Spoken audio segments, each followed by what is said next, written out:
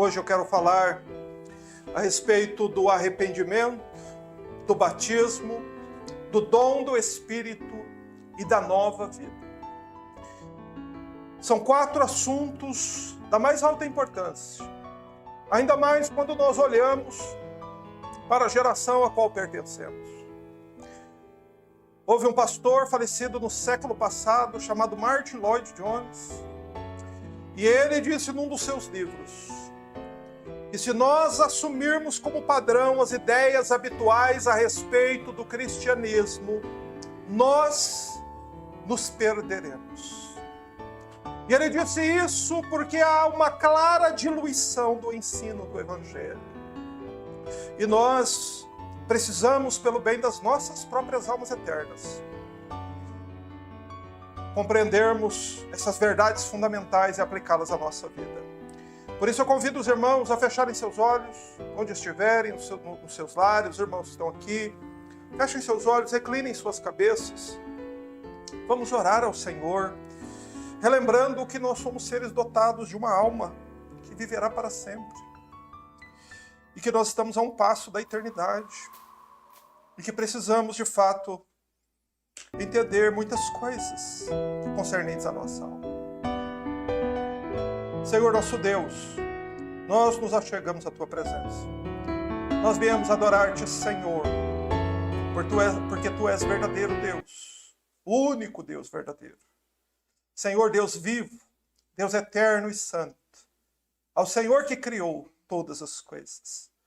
Meu Deus, temos vida, temos corpos, temos o que temos porque recebemos de Ti, Senhor. Por isso viemos nos achegar a Ti para Te adorar, por Tua graça, por nos dotar também, Senhor, com o dom da vida eterna. Ó, louvado seja o Senhor, que nos deu almas eternas, que viverão eternamente para sempre, Senhor. Meu Deus, mas Tu sabes que há em nós um grande mal, que na nossa carne habita, Senhor, o terrível mal do pecado. E nós nos achegamos, meu Deus, diante de Ti, Senhor, pedindo misericórdia. Senhor, leva-nos à compreensão da verdade, a termos o nosso coração, a nossa mente abalados por Tua palavra, e conduze-nos cada um de nós, Senhor, pelo caminho que conduz à vida eterna com Cristo na glória. Porque, Senhor, diante daquilo que nos ensina o Evangelho, meu Deus, nós temos tão pouco tempo para entender estas coisas. E são tantas, Senhor. E muitas vezes questões que fogem à nossa compreensão natural das coisas. Por isso pedimos, ajuda-nos com Teu Espírito. Senhor, conduze-nos na verdade. Abençoa-nos com Tua palavra. Senhor, abençoa os corações que ainda estão sem Cristo. Para que seja este, Senhor, a pregação, o sermão da salvação de algumas dessas almas. Senhor, aqui presentes. Senhor, nos assistindo agora pela internet ou que virão assistir este culto no futuro. Abençoa-nos todos, concedendo-nos Tua graça. Oramos em nome de Jesus. Amém. Queremos convidar a todos a lermos a palavra de Deus no livro de Atos dos Apóstolos, capítulo 2, versículos 36 a 41. E nós vamos falar nestes versículos a respeito de 4 verdades fundamentais a respeito da fé cristã. O arrependimento, o batismo, o dom do Espírito Santo e a nova vida. Atos capítulo 2, verso 36, é o final da pregação de Pedro no dia de Pentecostes, e nos diz assim a palavra de Deus. Esteja absolutamente certa, pois, toda a casa de Israel, de que a este Jesus que vós crucificastes, Deus o fez Senhor e Cristo. Ouvindo eles estas coisas, compungiu-se-lhes o coração e perguntaram a Pedro e aos demais apóstolos: que faremos, irmãos? Respondeu-lhes Pedro: arrependei-vos e cada um de vós seja batizado em nome do Senhor Jesus Cristo para a remissão dos vossos pecados, e recebereis o dom do Espírito Santo. Pois para vós outros é a promessa, para vossos filhos e para todos os que ainda estão longe, isto é, para quantos o Senhor nosso Deus chamar. E com muitas outras palavras deu testemunho e exortava-os, dizendo: salvai-vos desta geração perversa. E então os que lhe aceitaram a palavra foram batizados, havendo um acréscimo naquele dia de quase 3.000 almas. Senhor, oramos mais uma vez pela meditação da tua palavra. Meu Deus, retira toda a inquietação, todo o incômodo, todo o mal, Senhor, para que possamos, meu Deus, prestar atenção. Senhor, para que possamos inclinar os ouvidos ao que diz o Senhor através de sua palavra. Oramos no nome de Jesus. Amém.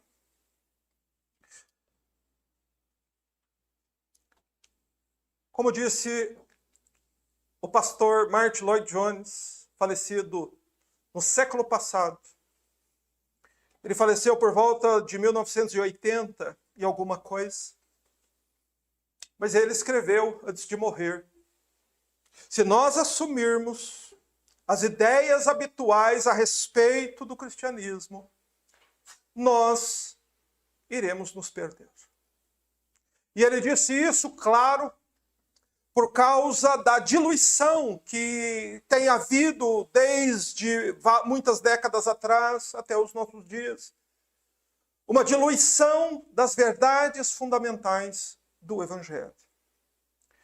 Mas é certo, por aquilo que nós lemos na palavra de Deus, que há certos ensinos do Evangelho que são absolutamente essenciais para a salvação de uma alma eterna.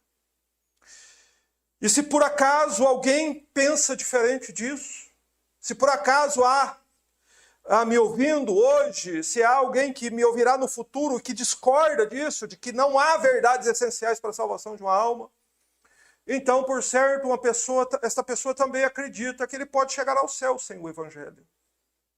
Porém, a Bíblia nos diz que sem o Evangelho não há salvação, que o Evangelho é o próprio poder de Deus para salvar os pecadores. Mas uma verdade importante é que uma parte do Evangelho, algumas partes do Evangelho, não contém o Evangelho todo. O que salva é todo o Evangelho. Assim como parte de uma verdade não é a verdade, assim parte do Evangelho também não é o Evangelho. E o que se tem ouvido, o que predomina atualmente, o que se ouve atualmente são partes do Evangelho e não o Evangelho no seu todo. Existem verdades fundamentais que são absolutamente indispensáveis para a salvação da alma. E ninguém pode ser salvo sem ouvir, conhecer essas coisas e crer nelas com todo o seu coração. Quais são essas verdades? Verdades como o arrependimento. O Senhor Jesus disse que se nós não nos arrependermos, igualmente pereceremos. Então o Senhor Jesus coloca o arrependimento como uma verdade fundamental do Evangelho, a qual nenhuma alma poderá entrar pelos portais da glória sem entender o que é o arrependimento e vivenciar essa doutrina. O batismo também é uma verdade fundamental. O dom do Espírito Santo também é uma verdade fundamental. O apóstolo Paulo diz que quem não tem o Espírito de Deus, esse tal não é dele. São coisas fundamentais que a própria Bíblia garante que quem não as conhece, que quem não crê, quem não possui essas evidências, não vai entrar no céu. Uma outra verdade fundamental, a inspiração da Escritura. A Bíblia é a palavra de Deus. Só que isso precisa ser conhecido e eu preciso crer que a Escritura é o livro de Deus. É a palavra de Deus e é a base sólida para que eu possa viver e morrer em paz, sabendo muito bem o que me acontecerá logo depois que eu deixar esse mundo. É preciso conhecer a inspiração, essa doutrina que é a inspiração da Escritura. Uma outra verdade fundamental que nós jamais devemos nos esquecer e devemos sempre buscarmos conhecer mais: a imortalidade da alma. Você tem dentro de você uma alma imortal. E se você se esquecer disso, você vai se esquecer de cuidar da sua alma. Mas o arrependimento, o batismo, o dom do Espírito Santo, a nova vida, a triunicidade de Deus, ou seja, a trindade, a doutrina da trindade, precisa ser conhecida e entendida. Também precisa ser conhecida a depravação da natureza humana. Você é todo pecado, toda injustiça. Nós somos pecadores. A depravação da natureza humana precisa ser conhecida. É preciso também entender a verdade do perdão dos pecados. A Bíblia ensina sobre perdão e é possível receber o perdão. Só que como é que essas coisas acontecem? Também a doutrina da regeneração, a doutrina da justificação, a doutrina da fé e da obra do Senhor Jesus na cruz do Calvário. Veja, todas essas são verdades fundamentais que um pregador nos tempos antigos não ousava deixar de pregá-las à congregação. E eu duvido pessoalmente que qualquer pessoa vai poder entrar na glória sem receber a devida instrução e sem crer em todas essas doutrinas. Meus irmãos, o que me parece, eu estou dando aqui a minha posição, o meu pensamento pessoal, minha reflexão pessoal. O que me parece é que esta geração está tentando descobrir o quão longe da Bíblia vão poder viver e ainda chegar no céu. Só que eu digo isso baseado no texto que nós acabamos de ler. Que para chegar ao céu, para que uma alma seja salva, é preciso mais do que nossos ouvidos estão acostumados a ouvir. Por isso, eu convido você a ir hoje visitar a Igreja dos Apóstolos. Ela está aqui no livro de Atos dos Apóstolos. Você gosta de visitar a igreja? Visite a dos Apóstolos. Veja como eles pregavam, como era a doutrina que eles ensinavam, quais eram as verdades fundamentais. Você vai ver que o apóstolo Pedro, aqui na conclusão do sermão do dia do Pentecostes, apresenta para uma multidão as verdades essenciais da fé cristã. Aqui nestes versículos, dos versos 36 ao 41, há um notável resumo destas verdades. Se você recorda do que nós estudamos no final de semana passado, você vai se lembrar que o verso 36, que nós lemos, é a conclusão da pregação. Pedro, ele está pregando no dia de Pentecostes para uma multidão.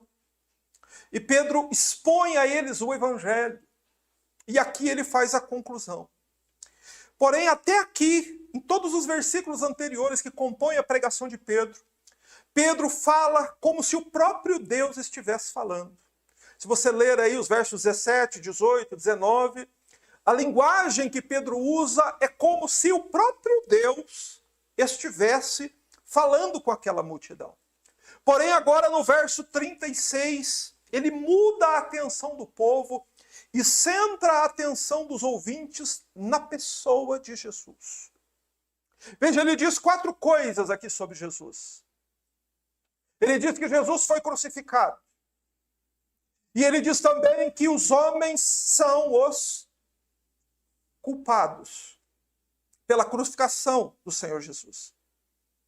E que Cristo foi morto, sim, mas ele ressuscitou. Ele está vivo. Ele está à destra de Deus. E Deus fez de Cristo Senhor e Cristo. Deus o fez Senhor e Cristo. Ou seja, Pedro está colocando aqui Jesus e Deus lado a lado. Jesus está colocando, Pedro está colocando Jesus e Deus um ao lado do outro. E Pedro está acusando aquelas pessoas, toda aquela multidão, de serem os culpados pela morte do Senhor Jesus na cruz. E foi exatamente esta acusação que Pedro fez àquela multidão que penetrou a consciência daqueles homens. Pedro diz: a este Jesus que vós crucificastes. Veja, essa é uma parte do evangelho que praticamente está esquecida. A salvação destes homens, a salvação destas pessoas no dia de Pentecostes só aconteceu depois que eles reconheceram a própria culpa a respeito da atrocidade que fizeram com Jesus lá no Calvário. Tanto a salvação dessas 3.000 pessoas, quanto a salvação de todos os outros pecadores depois deles, até este presente dia, só aconteceu depois que os pecadores reconheceram a própria culpa. Você quer uma prova que eles reconheceram que eram culpados? Leia aí o verso 37, mais uma vez. Diz, ouvindo eles estas coisas, quais coisas? Acerca de Jesus e da culpa que eles tinham a respeito da crucificação. O coração deles foi tremendamente abalado. Mas o homem, em geral, ele costuma se desviar da culpa. Você se lembra lá do Jardim do Éden? Quando Deus confronta Adão? Adão tenta sempre se desviar da culpa. Hoje não é diferente. Essa é uma prova da queda. Você fala com os homens a respeito disso, eu não sou culpado. Culpado é Pilatos e os judeus. Eu não sou culpado pela morte de Jesus. Mas a Bíblia diz, sim, você é. Você é um homem, Jesus morreu pelos pecados dos homens. Então você é um dos culpados pela morte do Senhor. E a própria consciência deles, a própria aceitação deles a respeito da grande culpa, o próprio fato deles assumirem a culpa a respeito do mais grave, mais horrendo e maior atrocidade já cometida na terra, fez com que eles fizessem a pergunta. O fato deles terem assumido a culpa fez com que eles sentissem que eles precisavam saber mais a respeito da salvação e da vida eterna. E não é por acaso, que a pergunta que eles fazem aos apóstolos aqui, que faremos, irmãos? Foi a mesma pergunta que uma multidão de pessoas fez a João Batista quando foi confrontados por João Batista a respeito do julgamento de Deus. Quando João Batista pregou e diz, o machado já está posto à raiz das árvores. Toda árvore, pois, que não dá bom fruto, será cortada e lançada no fogo. A multidão que ouviu isso perguntou para ele, que faremos, pois? Essa pergunta indica que o pecador, ele é incapaz de lidar com a própria culpa. É esse sentimento, na verdade, o próprio efeito que o evangelho precisa causar no coração de um pecador. Não é outro efeito. O evangelho não precisa causar outro efeito, senão te levar à própria consciência de que você é culpado por aquilo que aconteceu lá na cruz do Calvário. Veja o que aconteceu com estas pessoas. Eles se sentiram no mais completo desespero. Eles perceberam a enormidade da própria culpa que tinham. E então, humildemente, eles suplicam para que os apóstolos fornecessem a eles mais informações do que eles precisavam fazer para serem salvos. Por isso eles perguntam, o que faremos, irmãos? Se você se lembrar por um instante das pregações de hoje, é praticamente dito que você não tem que fazer nada. Que tudo acontece sozinho. Que você não há nenhuma atitude sua com relação à salvação, que tudo acontece no campo do intelecto. Que tudo acontece sozinho, e que você vai viver a sua vida aqui, depois você vai morrer, vai para o céu, você não precisa fazer nada.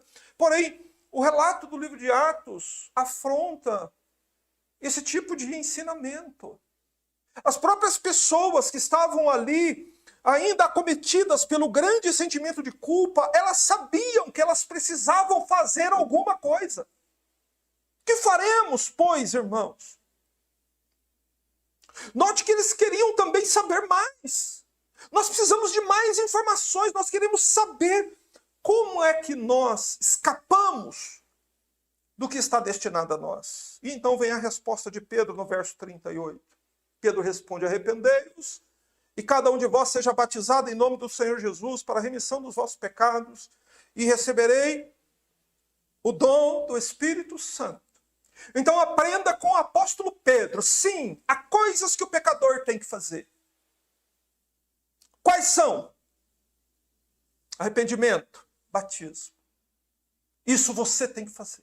Isso ninguém pode fazer por você. Não é por acaso também que Pedro responde aqui as mesmas palavras que João Batista respondeu à multidão. Não é por acaso que Pedro responde aqui as mesmas palavras que Jesus dizia às multidões. A coisa essencial, o primeiro passo, é o arrependimento. Aqui é um resumo das verdades essenciais. Arrependimento, batismo, dom do Espírito Santo e nova vida. Pelo menos 4 verdades fundamentais estão aqui. 4 verdades essenciais. Ou vou dizer em outras palavras, 4 verdades indispensáveis para a salvação. Ou por acaso algum pecador vai poder chegar no céu sem arrependimento? Ou por acaso algum pecador vai poder chegar no céu sem ser devidamente batizado? Ou por acaso algum pecador vai poder chegar no céu sem o Espírito Santo? Ou por acaso algum pecador vai poder chegar no céu sem viver uma nova vida aqui? Veja que Pedro expõe esses 4 aspectos indispensáveis acerca da sua alma. E relembro você vai viver para sempre. Escuta o que a Bíblia está dizendo. Escuta o que a Bíblia está dizendo. Você vai viver para sempre, meu amigo.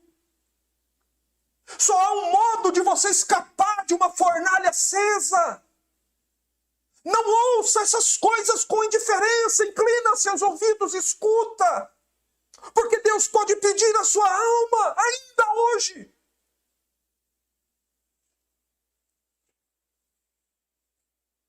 O arrependimento é a resposta do pecador à pregação do Evangelho. Você ouviu o que o Evangelho diz? Jesus, que vós crucificaste, Deus o fez Senhor e Cristo.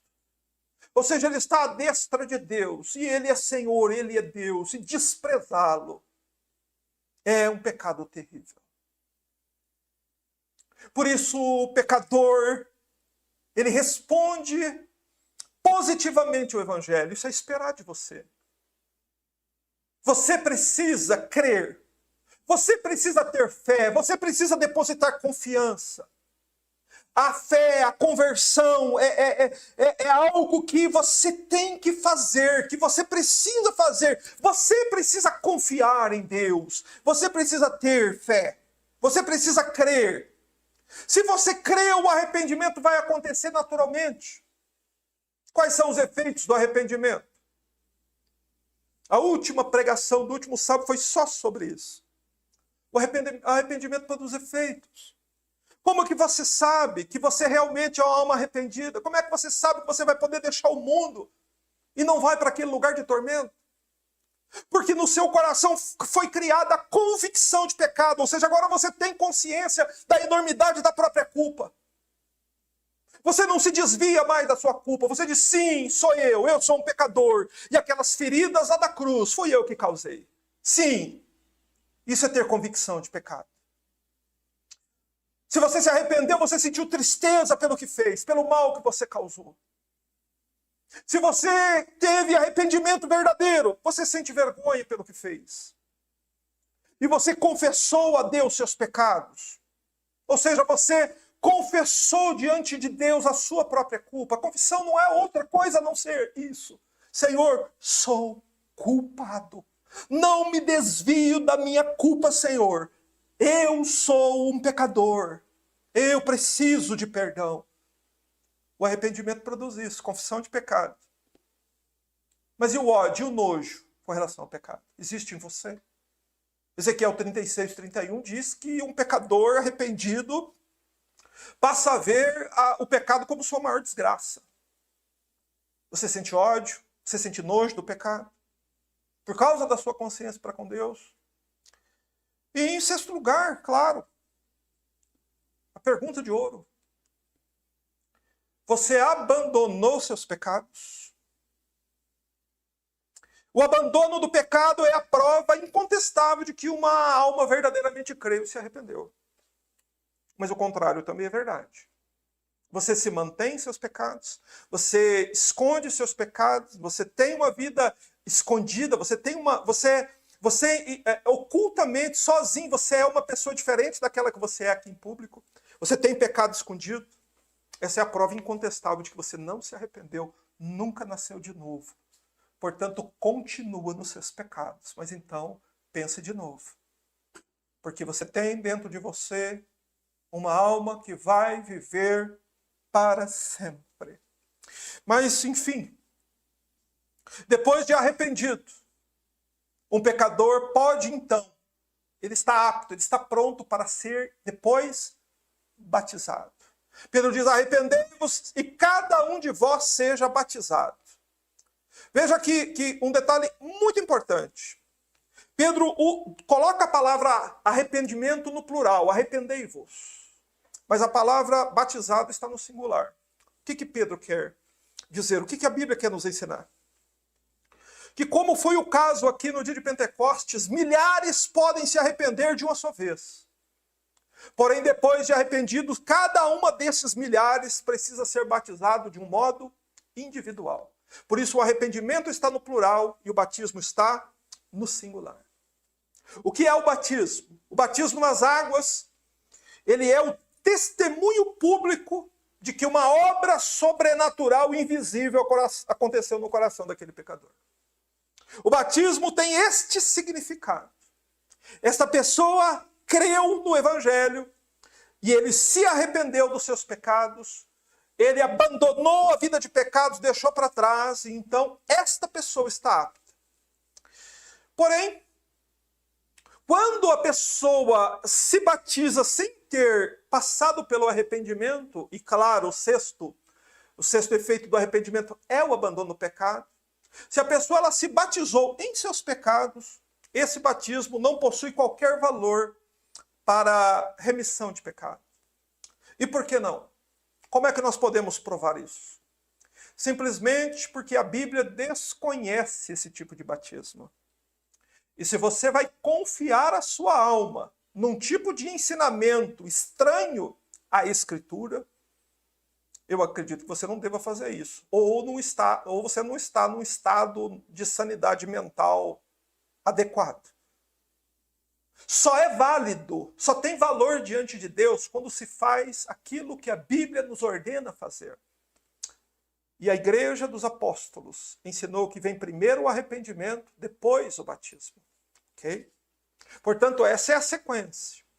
Lá nos dias de João Batista, quando as multidões vinham para ser batizadas por ele diz: primeiro, produzam frutos de arrependimento, depois vocês venham para ser batizados. O arrependimento sempre precede o batismo. E se alguém resolver se batizar sem ter passado pelo arrependimento, esse batismo não possui qualquer valor ou efeito no que diz respeito à remissão de pecados. É aquilo que você vai aprender ao ler o Evangelho. O Evangelho vai sempre mostrar fé e arrependimento precedendo o batismo. Mas o que o batismo significa? O batismo identifica a pessoa batizada com a morte de Jesus.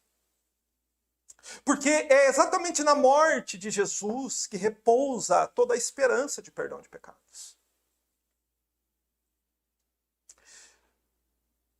Mas pode haver exceções? Pode haver alguma pessoa salva sem ser batizada? Pode ou não pode? Claro, há aquele caso do ladrão que creu, se arrependeu, morreu e foi salvo sem ter sido batizado. Certo? Mas você deve considerar a seguinte questão. Quantos casos como esse há em toda a Bíblia? Apenas um.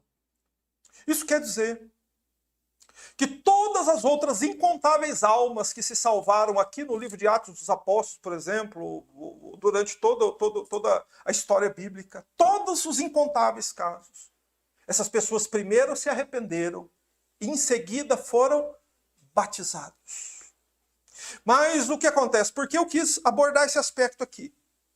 Porque há pessoas que usam o exemplo do ladrão da cruz como um tipo de pretexto para que ele venha adiar o seu arrependimento. Mas, na verdade, o que essa pessoa quer? Ele não quer abandonar os seus pecados. Então, ele acha que lá na última hora, no último momento, lá no último instante, vai ter jeito e ele vai acabar escapando. Mais uma vez, o Evangelho ensina a doutrina da imortalidade da alma. Oh, querido, quantos não partiram deste mundo achando que iam poder ter perdão e salvação na hora da morte. E não tiveram. Pense nesses casos. Oh, querido, não seja você mais uma vítima disso. Pense que você vai viver para sempre. Você entende que o que eu estou querendo é prevenir os irmãos quanto a alguém usar o ladrão da cruz como pretexto de ficar adiando e ficar se demorando em seus pecados? Eu conheci pessoas que passaram anos. Conheci uma moça certa vez que passou 20 anos adiando seu batismo. Só que eu acredito piamente que para pessoas assim há pouca esperança. Você sabe por quê? Elas não amam a Cristo. O que eles amam? O pecado. Amam o pecado. Não amam a Cristo, amam o pecado. Mas vão igrejas, ouvem a palavra, cantam louvores, levantam a mão, pedem oração, participam de culto. Só que não querem essa identificação com a morte do Senhor. Porém, o que eu quero dizer aqui para os irmãos é o seguinte, que nós não podemos pegar a exceção do ladrão da cruz e torná-lo como regra, como está sendo feito hoje. Aquela foi uma exceção. Qual é a regra?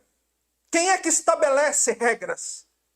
Quem é o único que tem poder e autoridade para dar as regras a respeito da vida eterna?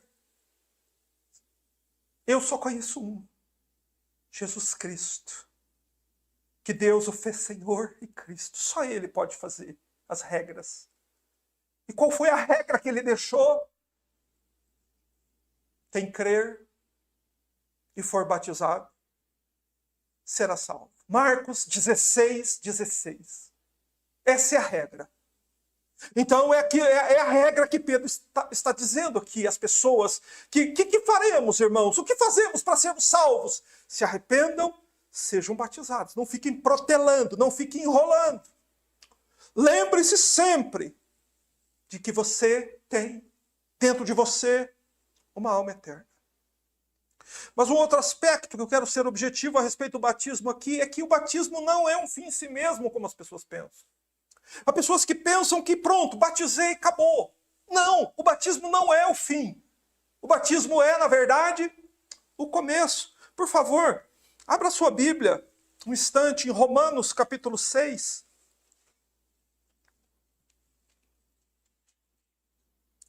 Vou dar um instante para os irmãos abrirem. Romanos capítulo 6.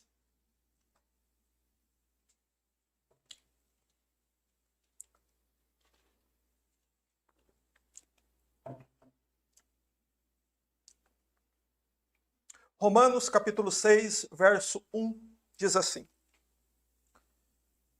Que diremos, pois? Permaneceremos no pecado para que seja a graça mais abundante? De modo nenhum. Como viveremos ainda no pecado, nós, os que para ele morremos?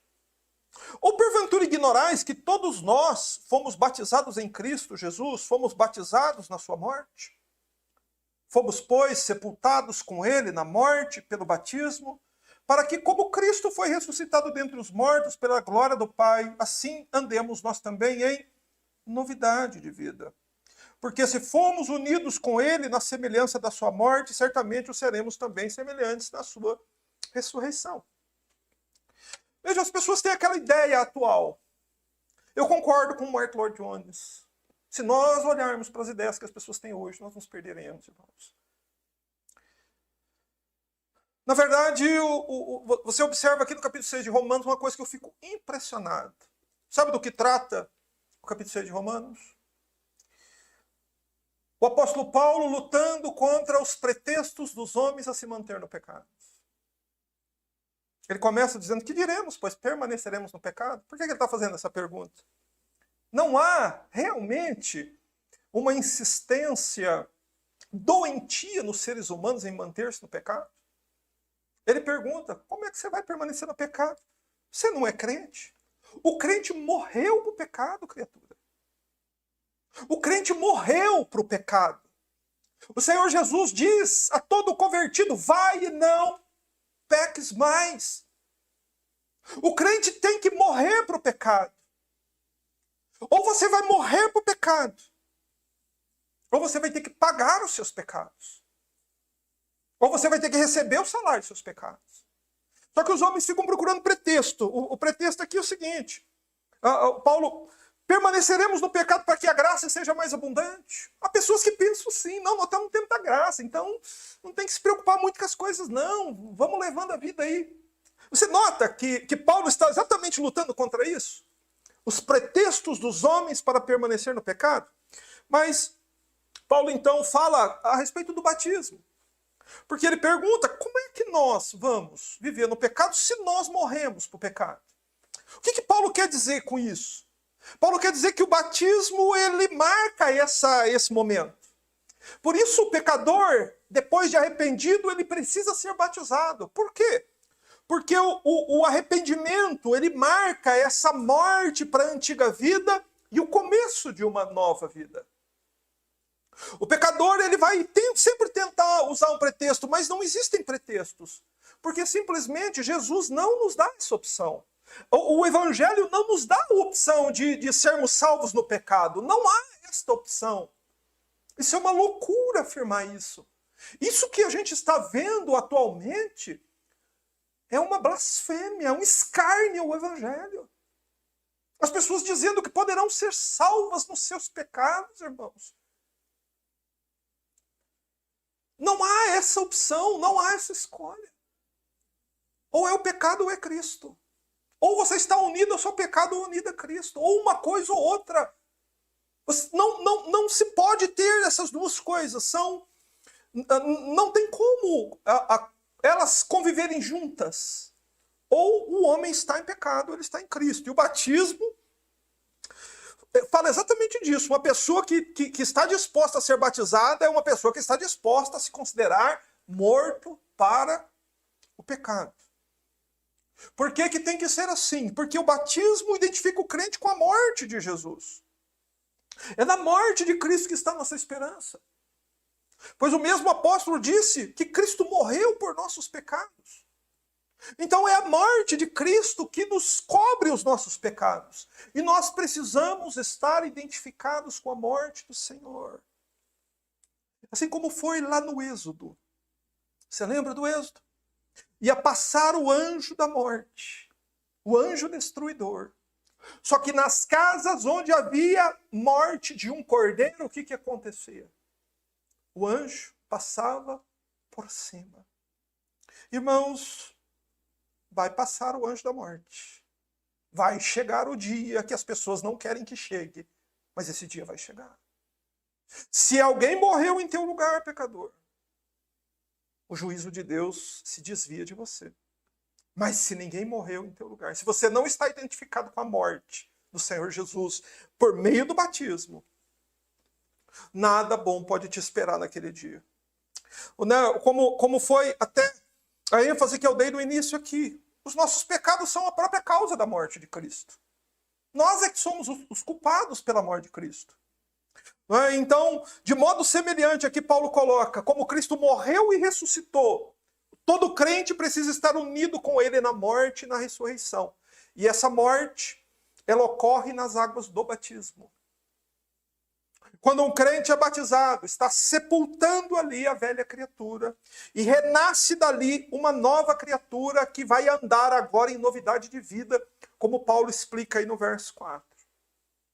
Mas é claro que isso precisa ser explicado, e a Bíblia nos dá, na verdade, várias formas de explicar isso, para que não fique confuso na nossa mente, para que a gente entenda o que a Bíblia está dizendo. Eu acho que é bem fácil de entender se você olhar lá para o Êxodo, lá para a Páscoa. Na minha opinião, é o modo mais simples de você entender isso. Havia no Egito um povo eleito, porém cativo. Né? Aquele povo era um povo eleito, um povo escolhido por Deus, porém um povo que estava escravizado sobre o poder de Faraó. O que aconteceu? Por causa do sofrimento da vida de escravidão, aquele povo então se pôs a buscar a Deus. Eles desejaram ser libertos do Egito. E eles pediram a Deus que Deus fizesse isso. E então, Deus promete livrá-los e dar a eles uma terra prometida. E eles então creem na promessa. Mas eles não podem sair do Egito. Eles precisam aguardar a morte do Cordeiro da Páscoa. Eles só podem sair do Egito tendo a consciência de que alguém, que um cordeiro, que preço de sangue foi pago pela libertação deles. Ou seja, eles têm que ter consciência da morte. Só que, para que eles cheguem à terra prometida, o que é que eles precisavam fazer? Eles precisavam sair do Egito. Eles não poderiam alcançar a terra prometida permanecendo no Egito. Eles tinham que dar as costas para o Egito e caminhar para a terra prometida. Só que antes de começar essa nova jornada, essa nova vida para aqueles ex-escravos, o que é que precisava acontecer antes? O Mar Vermelho tinha que se abrir e eles tinham que passar por dentro do mar. Só depois do Mar Vermelho, então, começava a caminhada para a Terra Prometida. Essa é uma linguagem parabólica, é como se fosse uma parábola, para nós entendermos como a salvação acontece. A salvação acontece nesses termos. Neste mundo aqui há eleitos de Deus, que ainda estão escravizados sob o poder do pecado. E destes há aqueles que ouvem a promessa da libertação de Deus por meio de Jesus Cristo, por meio do Evangelho, e creem na promessa. Para que eles saiam do Egito, é preciso crer na cruz. É preciso crer no Cordeiro que foi morto. É preciso entender que é neste sangue que Cristo verteu que nós podemos sair do mundo e deixar o mundo. E entenda que este é o próprio conceito de igreja. A própria palavra igreja significa exatamente isso. Tirados para fora. Tem que sair do mundo, tem que deixar o pecado, tem que haver uma ruptura para que o pecador seja salvo. Mas então, depois que ele saiu do Egito, saiu pelas portas, pelos portais do Egito, o que tem que acontecer logo depois? O batismo. O apóstolo Paulo interpreta essa passagem do Mar Vermelho como sendo o batismo do povo, em 1 Coríntios 10. Ele diz que todo aquele povo que saiu do Egito foi batizado na nuvem e no mar. E aí está a questão. É o passar pelas águas do batismo, a inauguração da nova vida debaixo da graça. Você entende que só começa a jornada para a Terra Prometida depois que passa pelo Mar Vermelho? Que para o crente a jornada para o céu ela começa quando? Depois do batismo. Por que não começa antes? Eu já frequento a igreja, eu já conheço alguma coisa do Evangelho, eu oro um pouco, conheço um pouco da Bíblia. Por que a jornada para o céu não começa ainda? Porque enquanto você não batiza, não são quebrados os seus laços com este mundo. Não são quebrados definitivamente as suas amarras com Satanás, com o mundo e com o pecado. É o batismo que promove isso. Por isso o Senhor Jesus diz, quem crer e for batizado, será salvo. Porque quem crer e for batizado vai inaugurar a nova vida agora debaixo da graça. E este está caminhando, aguardando a promessa de Deus, que é o céu, a glória de Deus. Por isso, entenda que todas essas coisas estão intimamente interligadas e não podem ser separadas sem fazer dano à alma dos homens. Fé produz arrependimento. O arrependimento leva para o batismo, que produz essa nova vida e que faz então com que o crente batizado assuma um compromisso pelo resto da vida. Você entende que o batismo é um compromisso para o resto da vida? Por isso que se batiza uma vez só. Você assume um compromisso pelo resto da sua vida. É como os judeus que saíram do Egito. Eles não iriam mais poder voltar para o Egito. O que ia acontecer com eles caso desejassem voltar? E muitos, infelizmente, desejaram. A Bíblia diz que eles caíram prostrados no deserto. Não tem como voltar para o Egito mais, fica pelo meio do caminho. E a Bíblia dá um nome a esses que ficam pelo meio do caminho. Apóstatas. Isso é apostasia. Você está consciente Pedro está pregando tudo isso para aquelas pessoas no dia de Pentecostes, tudo para novo convertido. Pessoas que ouviram o evangelho pela primeira vez. E Pedro está dizendo isso a eles. Não tem volta. Se você se batizar, não tem volta. Você não vai poder mais voltar para o mundo. Se você quiser voltar para o mundo, você vai perecer no meio do caminho, como pereceu uma multidão de judeus que saíram do Egito, que passaram pelo Mar Vermelho. Irmãos, é indispensável todas essas questões. É indispensável. Mas vamos voltar ali rapidinho para Atos 2. Vamos finalizar o verso 38. Porque eu pretendo falar disso, desse quarto aspecto, um pouco mais em breve. Pedro diz: arrependei-vos, cada um de vós seja batizado em nome do Senhor Jesus para a remissão dos vossos pecados. E o fim diz: e recebereis o dom do Espírito Santo. Note que aqui há também uma questão de linguagem que precisa ser destacada, que Paulo fala de um dom único, que dom aqui está no singular. Isso significa que Pedro está aqui se referindo não aos dons espirituais que os crentes têm de modos diferentes, mas a um tipo de dom do Espírito Santo que todos os crentes, todos os que são de Cristo, todos os salvos possuem igualmente. Pedro está expondo isso aos novos convertidos. Pedro está expondo isso às pessoas que estão começando a jornada cristã daquele dia. Há uma promessa de Deus para o arrependido, para aquele que se batiza. Vocês irão receber o dom do Espírito Santo. Qual a importância de ter o Espírito Santo? Total, absoluta. Porque a Bíblia diz em Romanos 8:9 que quem não tem o Espírito de Cristo não pertence a Ele. Ou seja, quem não tem o Espírito de Cristo está em seus pecados. Quem não tem o Espírito de Cristo vai viver para sempre. Mas seria tão indescritível a situação. Mas, enfim, há uma marca comum a todos os crentes verdadeiros. Todos eles são habitação do Espírito Santo. É preciso você entender isso. Preciso entender as implicações de ter ou não ter o Espírito Santo. E tem pessoas que vão dizer: eu não tenho o Espírito Santo, eu não tenho provas que eu tenho, eu não tenho evidências de que o Espírito Santo habita em mim. Então você corre perigo. Assim como se você não tem provas do verdadeiro arrependimento. Assim como se você não tiver provas de que o teu batismo foi verdadeiramente bíblico. Se você não tiver provas de que você recebeu o dom do Espírito Santo, você corre perigo. Como que a Bíblia diz que é uma pessoa que não tem o Espírito Santo? Veja se você se enquadra aí. Quem não tem o Espírito Santo não tem santidade. Quem não tem o Espírito Santo não tem controle sobre os desejos da própria carne. Faço essa pergunta para você. E você não é de Cristo, então, até agora.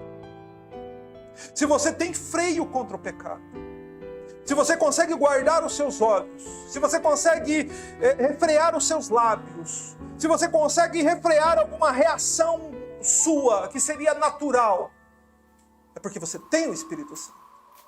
Se você não tem, é porque a natureza carnal habita em você.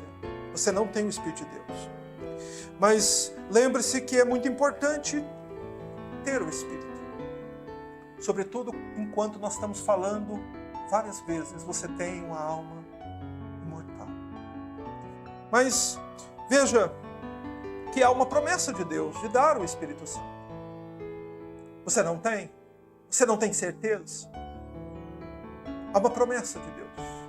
Deus promete dar o Espírito Santo para todos, tanto naquele tempo enquanto ainda hoje, enquanto a igreja estiver sobre a terra, enquanto o Senhor da igreja não voltar.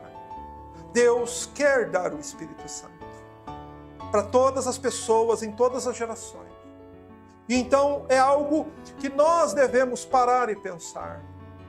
Existe em nós consciência, fé nessas 4 realidades: arrependimento, batismo, perdão de pecados, o dom do Espírito Santo.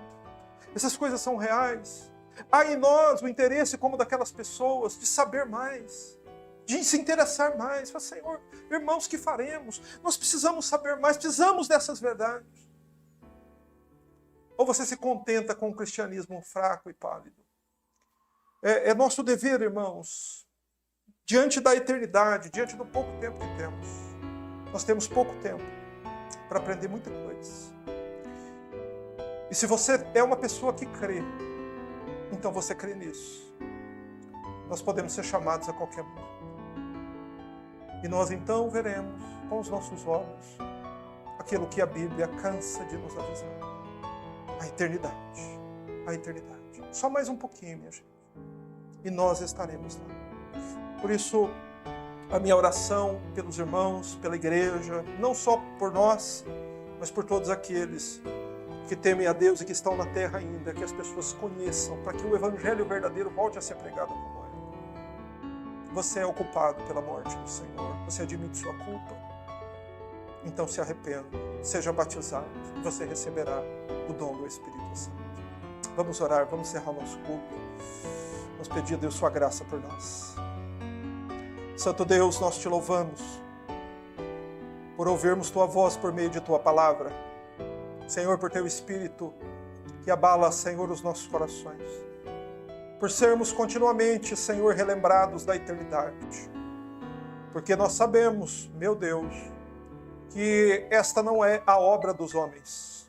Os homens procuram sempre desviar seus pensamentos da morte e da vida que virá depois dessa. Procuram não acreditar, Senhor, no que a Bíblia diz.